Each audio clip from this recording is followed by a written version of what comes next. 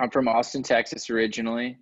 Lived in Austin until I went to boarding school for my freshman year of high school, and I started going back and forth from Southern California and Central Texas at that point. And then I went to college in Orange County, did the same thing, and now I live in LA. So a lot of Southern California, but never too far removed from my roots in Austin, Texas, and that's where my family is. Got it. And I was wondering if you can like introduce yourself and like share your life story from like the beginning and like where you at right now. Okay. No, not a big fan of small asks, are you? Let's go Yeah. straight to the life story. Sure.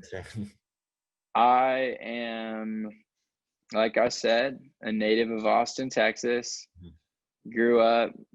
My parents were divorced, but a great family life. Went to the same school for first through eighth grade. Then I went to boarding school. I had a skateboarding accident the summer before my senior year of high school, so I ended up having quite an interesting summer as I recovered from that. I'd been in a coma for 2 weeks. I'd lived in a hospital for the entire summer. I was, not doing great health wise, but I got through that with the help of friends and family and, strength provided through God, and really, gained more than I lost, to say the very least, in that experience. And then finished my senior year at a smaller private school in Austin due to my health and how I was facing that recovery process. I went to college in Orange County at Chapman University, studied film and economics, was pursuing film and entertainment in some way, shape, or form. Ultimately, through a mentor of mine in college, decided that the agency route was best for me. And I have been on that journey for over 5 years now, since I started working in, I think I started in like October of 2015. And, here we are in August of 2020, and I have not yet stopped. The pandemic sort of stopped the world, but I wasn't someone who experienced a, stop per se. It's just working from home and continuing the journey. For sure. That's awesome. I was wondering like what made you choose specifically Chapman and like yeah, consideration. I was looking at the best film schools in the country. USC was up there. LMU was up there. Pepperdine had a cool school. California was definitely calling me. I was never looking at NYU. Mhm. There were some big schools like University of Texas that had an RTF program, but film was really calling me, and being able to say, that I was headed to film school. So Chapman really for me was all about the experience of visiting the school. And I had a family friend who went there. So my experience on my visit was a little biased because, he invited me to a party. I stayed with him. He took me to eat with a bunch of his friends, all this kind of cool stuff.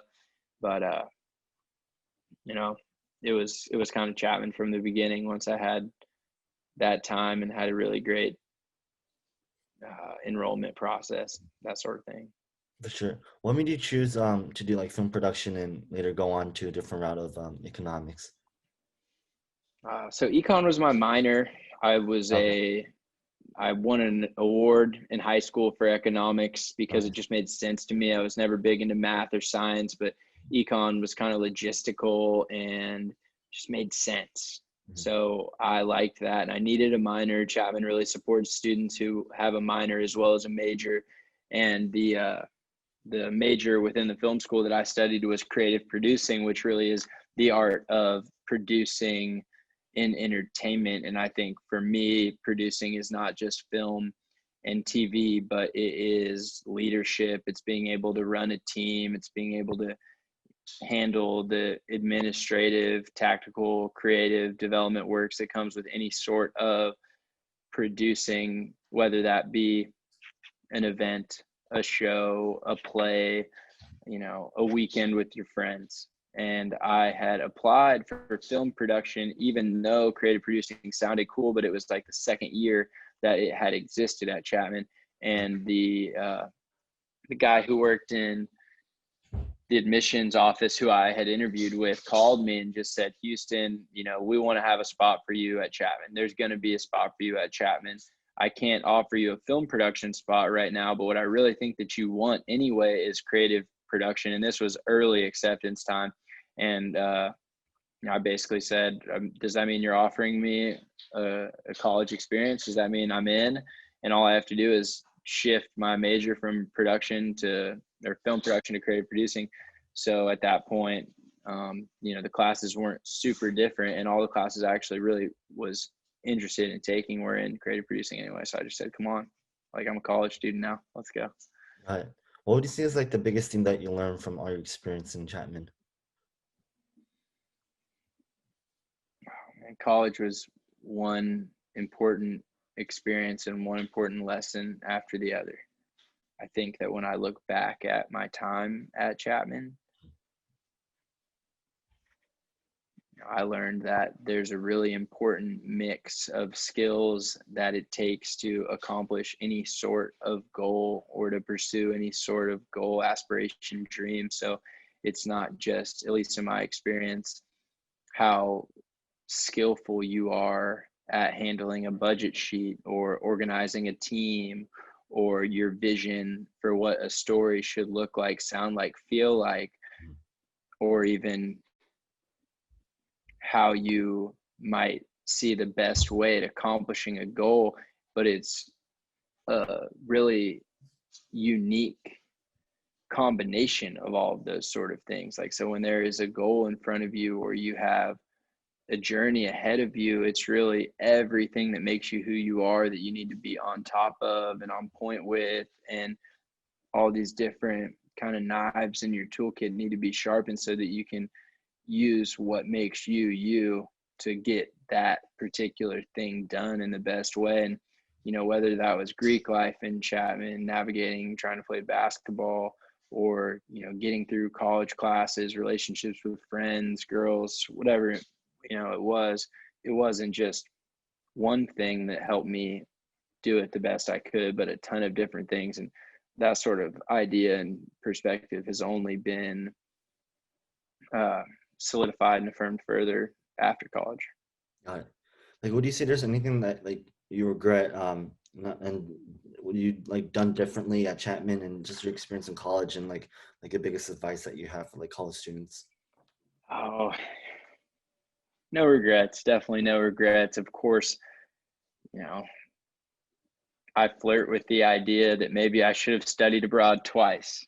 Maybe I should have picked one more club to devote myself to, or maybe I should have, done this or that. But man, it was all good and it got me here, and it was such an amazing time. So I think Chapman gave me everything that I could have wanted in a college experience. So the only thing is I look back and say, like, maybe I could have got a little bit more out of it, but it's hard to know that for sure. I mean, you're 18, 19, 20, 21-year-old kid just trying to navigate life. So, I think I give myself a little bit more credit than I deserve if I look back on my time in 4 years of college and say, I would have done this differently, because I'm who I am now at 27 years old, not who I was then at 20. How about in terms of just like from all your experience, the biggest advice you have for just college students and just college students that are graduating, going to the work field and adult life?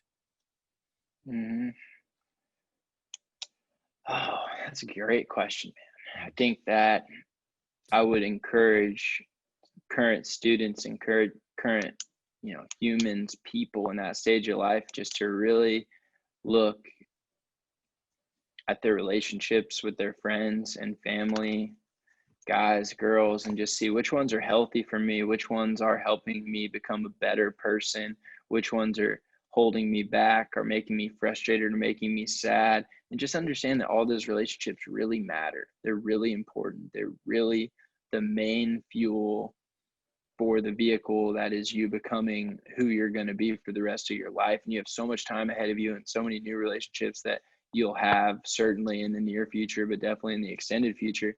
And just know that those relationships are important. So the ones that are good, lean into them, value them, pursue them in a way that will take you deeper and in potentially more lifelong capacities. But also look at the ones that aren't good. Are you wasting your time with some girl that isn't helping you become the man you want to be? Or do you have a, a best friend that you met, your first week of college, that you're only super tight with them because you think you have to be? You don't have to be. You can say at any point in time, yo, I'm not trying to, watch this show with you, or, you know, go do this same thing, go to these same parties with you all the time. Like, that's not really important to me. So if it's important to you, please go on. It doesn't need to be dramatic, but you don't have to go through 4 years of college with the same friends. You could audible, shift, make adjustments at any point in time. Got it.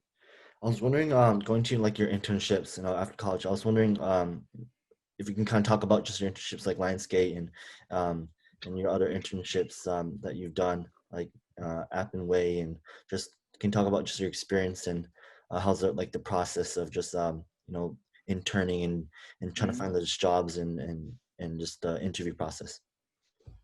Sure. My internships were super important to me. They were super fun. They mattered a lot. They showed me that it was not what was happening inside of the classroom that was necessarily going to be the most important thing, but what was happening outside of the classroom that might even be more impactful to my future. And my internships basically all came as a result of relationships that I had in college with professors, with fellow students, with people that made films with me.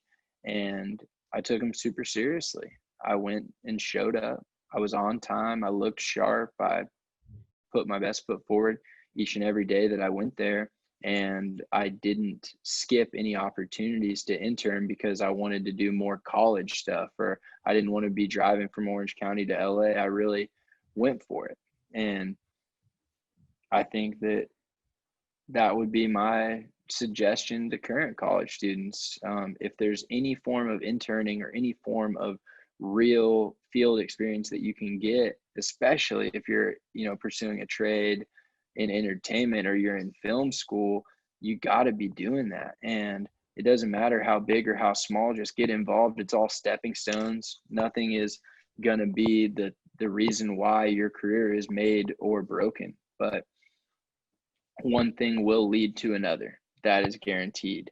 And you'll only get better. You'll only learn more by doing, internships, by taking jobs. And you don't need to stress yourself out with it or anything like that. But, I had a great experience in those internships. And it wasn't necessarily like because I learned while I was at Lionsgate how theatrical marketing works, or while I was an intern at Apostle Management and Production, how their business structure worked, or while I was at Appian Way, learned how, a production company ran by a big star like Leonardo DiCaprio works. But I learned how people at those offices work and how they work together and what their day-to-day looks like. And it helped prepare myself, my heart, and my own future path just based on experience and based on what I liked and didn't like. And you can't know that until you're doing it. Got it, for sure. Um, I was wondering, going into just your experience and your work through UTA, I was wondering, just first off, like, how did you hear about the job position for the agent trainee, and how was the interview process, the questions they ask you? Well, my story with getting into the agency world was based on a mentor in college who said that if I wanted to work in Hollywood, in entertainment, in the big show, that the only way to get there was through going to an agency and being in their mailroom, and then, following the path wherever it may lead you from there, whether that's stay at an agency or pivot to a studio production company, management, blah, blah, blah, blah. And whether or not that's true anymore is for somebody else to decide, but it's definitely a great way to get involved because you learn everything and you have access to everything. In terms of my own trajectory, I started at ICM in their mailroom because they were the only agency that let me in. I didn't apply to all of them, and I don't exactly remember what my tactic was for that, but I do remember that I think they got back to me first. I think I was looking at them in CAA. I don't remember applying to WME. I definitely didn't apply to UTA, but I had gone and looked, and everybody has different schedules and processes for how they let in waves of new employees. And mailroom kids and whatnot. But ICM said, we'd love to have you. And I traveled the summer after I graduated in Asia. And then when I got back, I had a job in October. I Nice. was there for about 2.5 years. And then a girl who was also a Chapman grad and a friend of mine had moved from ICM to UTA. And there was a job opening in her department. And she thought of me and she reached out and said, Houston, I'd love to help you get set up with an interview to work for an agent in my department. Mhm. If you feel too loyal to ICM or this seems inappropriate to you, don't worry about it. Just don't even respond to the text, and I'll see you the next time we're out in West Hollywood hanging out. Mhm. But if you do want to pursue this opportunity, then let me know. And I did. I did want to get out of ICM. I did want to shift to another company where I thought my growth would be more exponential and just better. And I did. I went to that interview and I had a job the next day, and I told them I needed to, train a replacement and get out of ICM the right way because they had been good to me. So I took a couple of weeks there, and then I made the move to UTA, where the rest of my career unfolded Nice. up to this point. I've only been there for 2.5 years, but it's Mhm. been it's been a lot. Got it. Do you remember like kind of like the questions they ask you during the interview process?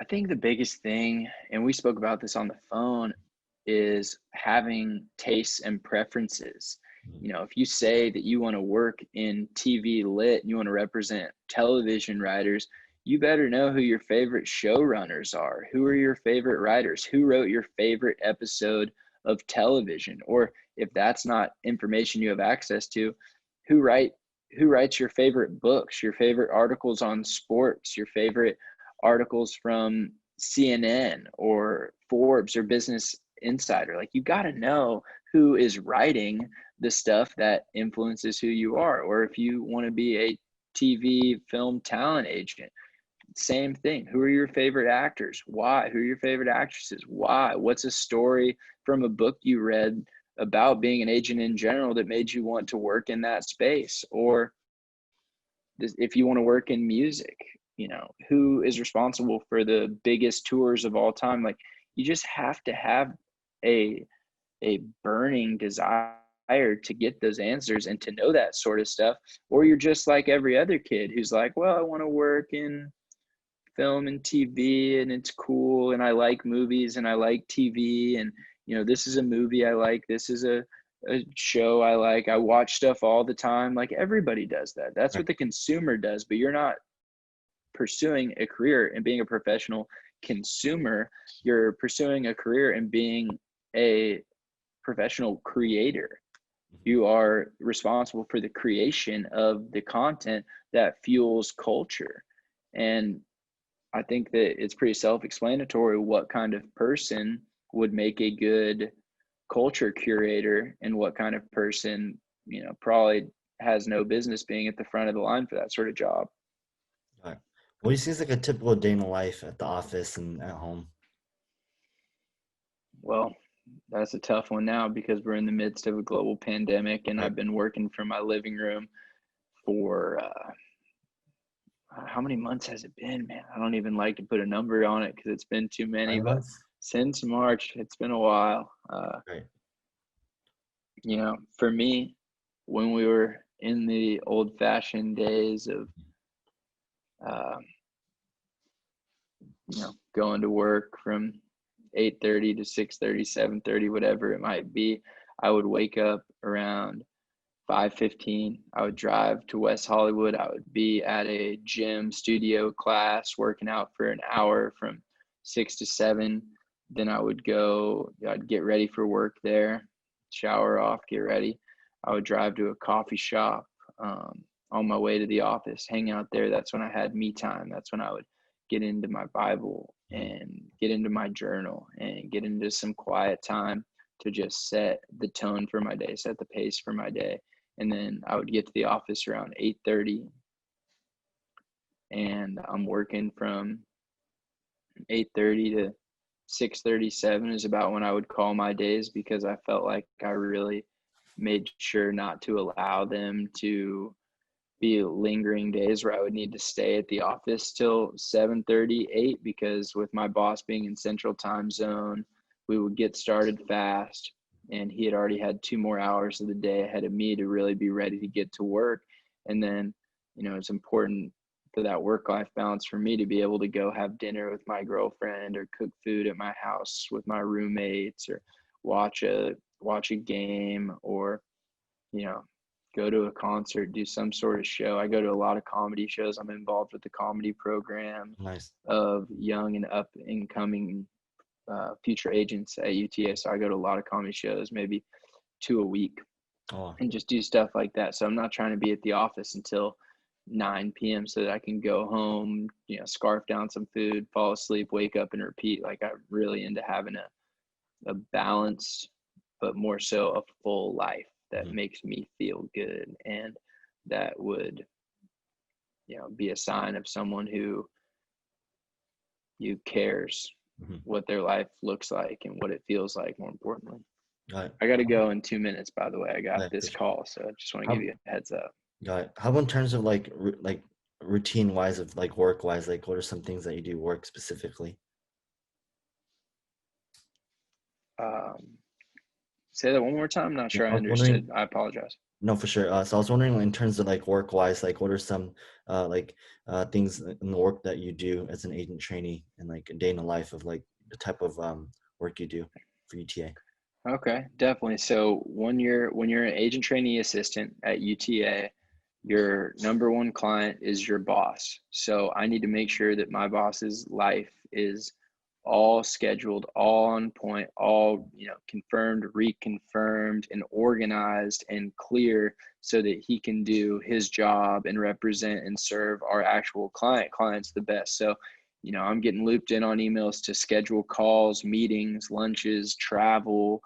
I need to do research on different execs that he's meeting with or potential clients on the horizon. I need to be uh, taking the initiative to, know about what's happening in the industry. So I'm reading articles, I'm consuming content, and then I'm pulling from that content, different people that I see that maybe are not represented or not represented well, and thinking, are those the kind of people that we want to be in business with? And day to day, that's really what it's about. It's setting calls, it's handling the calendar, it's networking with people outside of the office, but also building relationships with the people inside of the office. And I think that's really important. I'd even like to end on that note. It's like once you're at your internship or you're at your first job, people need to know who you are, what you're about, what kind of person you are. They should know where you came from, where you're trying to go. They should just get to know you, because once you're in the office and you're in the workforce and you're in that community and you're on that team, you don't need to be a LinkedIn profile. You need to be a real person. Mhm. And that's I'm a big believer in studying leadership as a way to make sure that you're becoming the best you that you can be. And I think one thing about leadership that I've learned is that people aren't going to remember what you say or what you did or the data stats that you spewed out or even the impressive accomplishment that you may have had, but they'll definitely remember how you made them feel. Mhm. And that's what I hope and really believe is important with my colleagues at UTA, is that they'll remember the kind of guy I was because of the way that I made them feel. I made them feel important, valued, and heard. And that's one thing I take with me wherever I go, whether that's at work or at the church or in service or with my friends and family. I Got it. gotta go, brother. I got this call. For sure. So Thank you for your I time. really Appreciate it. appreciate your time. Thank you so much. I think everything you're doing is so awesome. And I have absolutely no doubt that your future is super bright. And I'm always here for you. Thank you, sir. Appreciate it. All right. Take care. Absolutely. Have a beautiful day. All right, you too. Bye.